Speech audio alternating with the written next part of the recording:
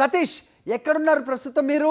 So ఉదయం నుంచి కూడా ఉదయం చూసాం మనం అవినాష్ రెడ్డిని అరెస్ట్ చేశారు, సతీష్ రెడ్డిని హౌస్ అరెస్ట్ చేశారు.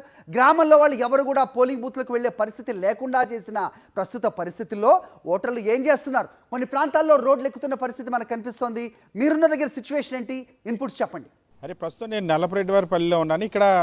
ఇక్కడే కాదు, మొత్తం ఈ పులివెందుల జెడ్పీటీసీ ఉప ఎన్నిక జరుగుతున్నటువంటి 15 పోలింగ్ స్టేషన్ పరిధిలో కూడా ఒకటే పరిస్థితి. వైఎస్ఆర్ కాంగ్రెస్ పార్టీకి సంబంధించినటువంటి పోలింగ్ ఏజెంట్లందరినీ కూడా పోలింగ్ స్టేషన్లోనే రాకుండా అడ్డుకోవడం, వచ్చిన వాళ్ళని బయటకు గెండేసి తెలుగుదేశం పార్టీకి సంబంధించినటువంటి పక్క నియోజకవర్గాలకు సంబంధించినటువంటి నాయకులు ఎవరైతే ఉన్నారో వాళ్ళని కిరాయికి తీసుకొచ్చినటువంటి తెలుగుదేశం పార్టీకి సంబంధించిన నాయకులే మొత్తం బూత్లన్నీ కూడా క్యాప్చర్ చేసినటువంటి పరిస్థితి. సో ఇక్కడ మనం చూస్తున్నాం కనంపల్లి విజువల్స్లో చాలా స్పష్టంగా కనంపల్లిలో ఉన్నటువంటి ఆ గ్రామస్తులు, మహిళలు అందరూ కూడా మా ఓటు హక్కు మాకు వినియోగించుకునేటువంటి అవకాశం ఏమని పోలీసులు కాళ్ళు పట్టుకుంటున్నటువంటి పరిస్థితి. అంటే పులివెందుల్లో ఈ ఎన్నికల్లో ప్రజాస్వామ్యం ఎంత దారుణంగా అపహాస్యానికి గురైందో, ప్రజాస్వామ్యబద్ధంగా ఎన్నికల్లో ఇక్కడున్నటువంటి ఓటర్ల ఓటు హక్కు వినియోగించుకునేటువంటి హక్కును పబ్లిక్గా బరి తెగించి మరి తెలుగుదేశం పార్టీ ఎలా లాక్కుందో ఈ విజువల్స్ బట్టి అర్థమవుతుంది. అక్కడ ధర్నా చేస్తున్నది వాళ్ళంతా కూడా ఆ గ్రామంలో వీళ్ళందరూ ఓటర్ స్లిప్పులు ఇప్పటికే లాక్కొని తెలుగుదేశం పార్టీ ఇప్పటికే పక్క నియోజకవర్గాలను తీసుకొచ్చినటువంటి తెలుగుదేశం పార్టీ కార్యకర్తలు అందరూ కూడా వీళ్ళ ఓట్లు గుద్దేసుకుంటున్నటువంటి పరిస్థితి చాలా స్పష్టంగా కనిపిస్తుంది. ఇక్కడే కాదు, మనం చూడు నల్లపరెడ్డివారిపల్లిలో అయితే ఇది అత్యధికంగా ఓట్లు ఉన్నటువంటి ఆ 3 పోలింగ్ స్టేషన్లోనే పోలింగ్ జరగాల్సినటువంటిది. ఇక్కడ ఆ ఉదయాన్నే ఆ తెలుగుదేశం పార్టీ అభ్యర్థి బీటెక్ రవి భార్యతో పాటు ఏకంగా జమ్మలమడుగు మార్కెట్ యార్డు చైర్మన్ కూడా వచ్చినటువంటి పరిస్థితి. So Jammalamadugu market yard chairman ఇక్కడ ఎన్నిక నాడు తిరిగేటువంటి అవకాశమే లేదు నిబంధనల ప్రకారం.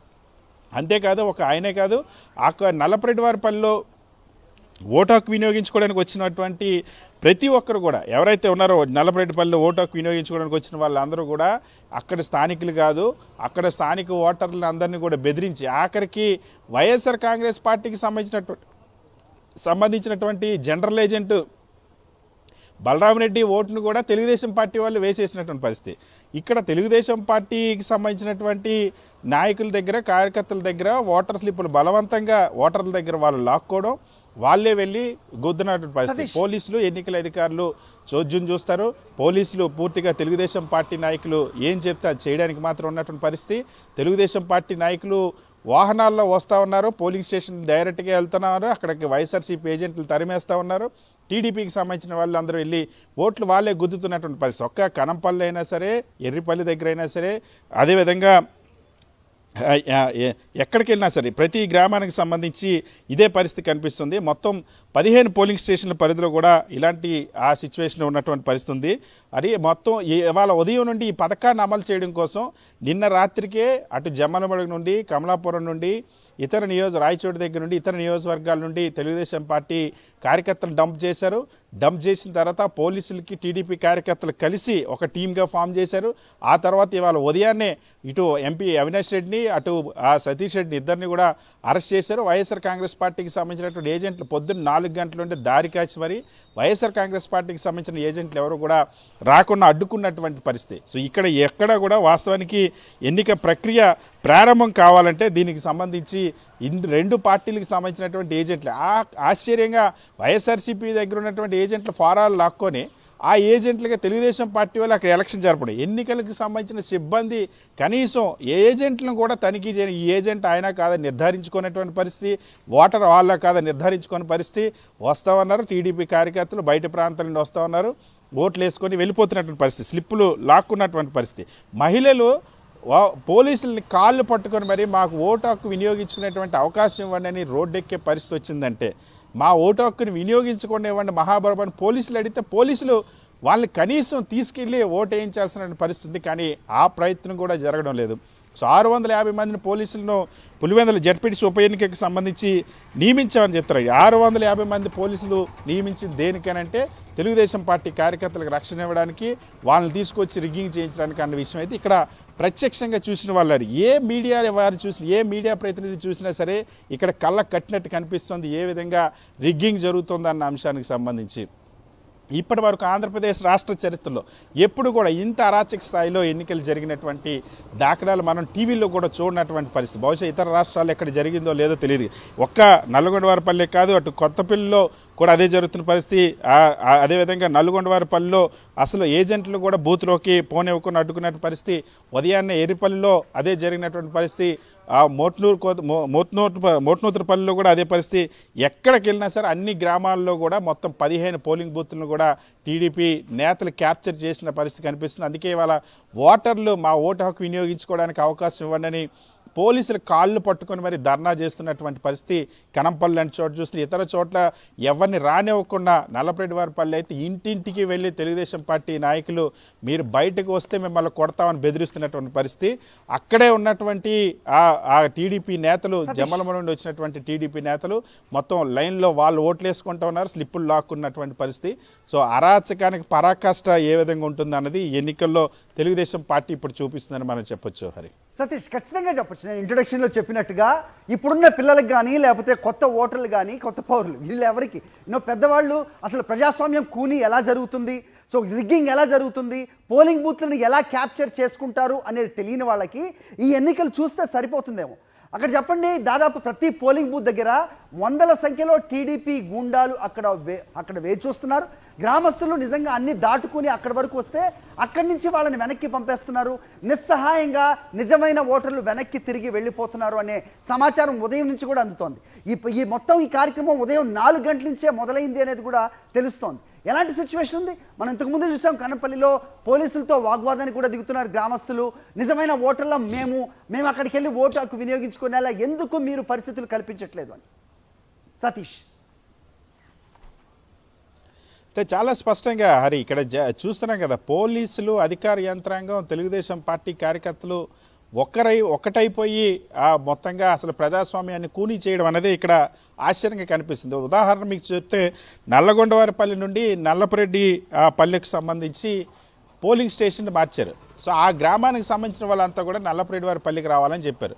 ఇందుకోసం బస్సుల్లో రావాలి లేదా వాళ్ళ వాహనాల్లో వచ్చేటువంటి అవకాశం ఉంటుంది. కానీ అసలు ఈ నల్లపరెడ్డిపల్లికి వేరే ఎవరిని రానివ్వకుండా కేవలం తెలుగుదేశం పార్టీ నాయకులు వాళ్ళు తీసుకొచ్చిన కారుల్లోనే, సుమోల్లో తీసుకొచ్చినటువంటి ఓటర్లని తీసుకొచ్చి ఒరిజినల్ ఓటర్లను ఆ గ్రామంలోనే ఆపేసి ఇక్కడ బిగ్గింగ్ చేసుకుంటున్నటువంటి పరిస్థితి.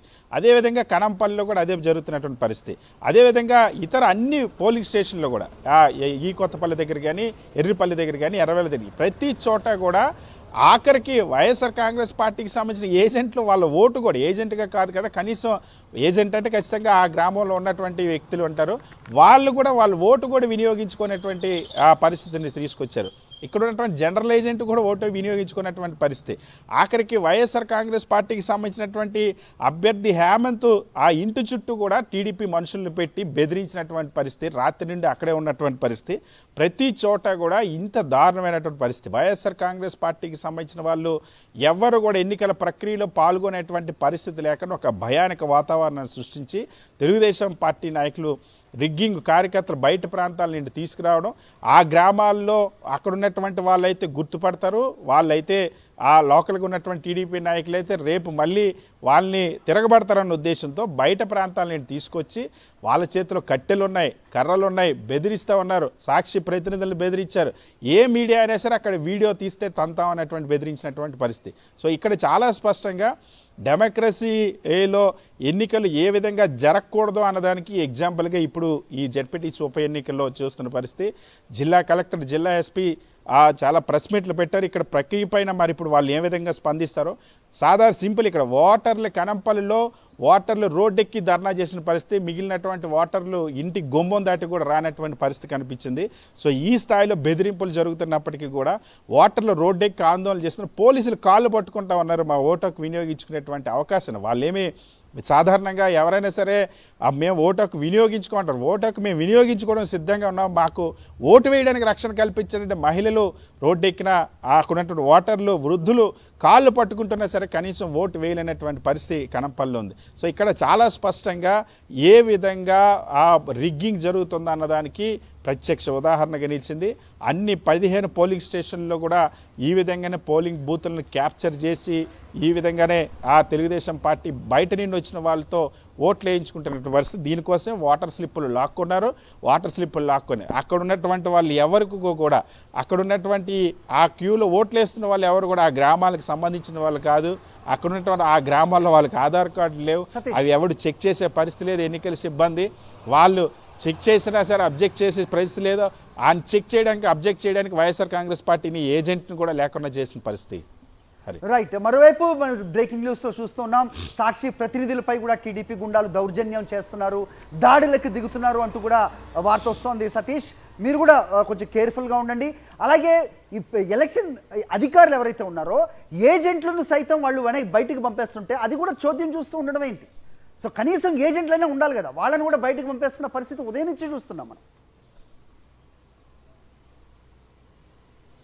నాకు ఖచ్చితంగా అసలు ఎన్నికల అధికారులకు సంబంధించి పోలీసులకి మొత్తం పోలింగ్ స్టేషన్లు అప్పగించేసి పోలింగ్ స్టాఫ్ తప్ప ఇక్కడ జిల్లా యంత్రాంగం ఇంత హై సెన్సిటివ్ ఎన్నికలకు సంబంధించి జిల్లా యంత్రాంగం వచ్చి ఒక్క చోట కూడా ఎన్నిక జరిపేటువంటి ప్రయత్నం చేయలేదు. సో నల్లగొండవారిపల్లిలో కానీ ఇటు నల్లపరెడ్డివారిపల్లిలో కానీ అటు ఆ కనంపల్లిలో కానీ ఇప్పుడే మనం చూపిస్తూ ఉన్నాం. దాదాపుగా 2 గంటల నుండి ఉదయం 6 గంటల నుండి ఏజెంట్లు బయటికి పంపించేసి అరాచకం సృష్టిస్తున్న పరిస్థితి.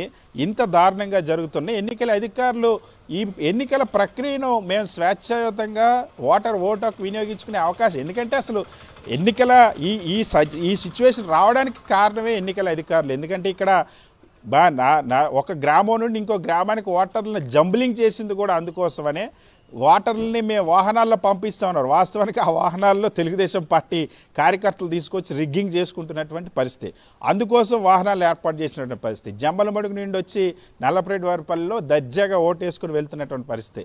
ఒక్కొక్క నియోజకవర్గానికి సంబంధించిన వాళ్ళకి 3 గ్రామాలను అప్పగించి మొత్తం 15 పోలింగ్ స్టేషన్లో కూడా వాళ్ళకి సంబంధించినటువంటి కార్యకర్తలు పెట్టుకొని వాళ్ళ ఏజెంట్లు పెట్టుకొని వైఎస్ఆర్ కాంగ్రెస్ పార్టీ ఏజెంట్లు పంపించేసి పోలీసుల సమక్షంలో రిగ్గింగ్ జరుపుకుంటున్న పరిస్థితి. సో ఇక్కడ చాలా స్పష్టంగా అందుకనే వాళ్ళ మా ఓటు హక్కు వినియోగించుకోవడానికి అవకాశం ఇవ్వనని ఓటర్లు స్వయంగా పోలీసులు కాళ్ళు పట్టుకొని ధర్నా చేయాల్సినటువంటి పరిస్థితి వచ్చింది. సో ఎంత జరుగుతున్నా సరే పోలీసు యంత్రాంగం కానీ ఎక్కడా కూడా ఇంటర్ఫీర్ అయినటువంటి పరిస్థితి లేదు. ఓటర్ని మీరు వచ్చి స్వేచ్ఛగా మీ ఓటు హక్కు వినియోగించుకోండి, మేము రక్షణ కల్పిస్తామని ఒక్క చోట కూడా పోలీసులు కనీసం ఒక మైక్లో కూడా అనౌన్స్ చేసినటువంటి పరిస్థితి లేదు. సో చాలా దారుణమైనటువంటి పరిస్థితి. ప్రజాస్వామ్యంలో ఓటు హక్కు వినియోగించుకునేటువంటి స్వేచ్ఛ కూడా ఆంధ్రప్రదేశ్ రాష్ట్రంలో ప్రస్తుతం ఈ ప్రభుత్వంలో లేనటువంటి పరిస్థితి కనిపిస్తుంది. All right Satish.